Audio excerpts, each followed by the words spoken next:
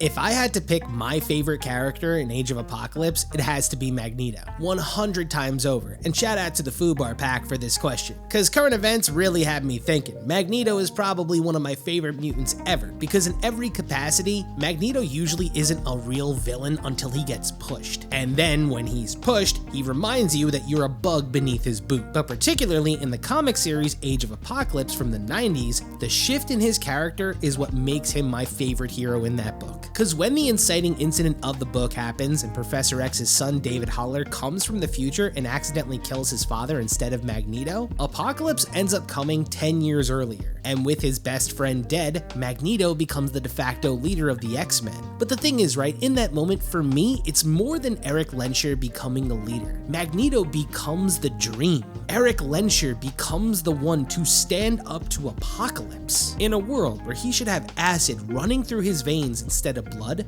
Magneto chooses restraint because the death of Charles Xavier reveals a flaw. See, Magneto never needed Xavier to be better. He needed someone to believe that he could be. When Charles dies, that compass vanishes, and instead of becoming what everyone expected him to become, Magneto does the hardest thing imaginable. He carries a dream that wasn't originally his. He builds the X-Men not as mutants of supremacy, but as a resistance. That's why this hits so hard. In the main timeline, Magneto's fear always pushes him towards domination. In Age of Apocalypse, his fear becomes validated. Mutants are hunted, humans are culled, the world turns to ash. But somehow, despite all of that, Magneto somehow chooses hope over conquest. In that world, he could have become a god, but instead, he chose to be a protector. And really what made Magneto my favorite character was the moment I cheered when he ripped Apocalypse in half. Cause in that moment, I realized I was cheering for the villain that killed my favorite X-Man.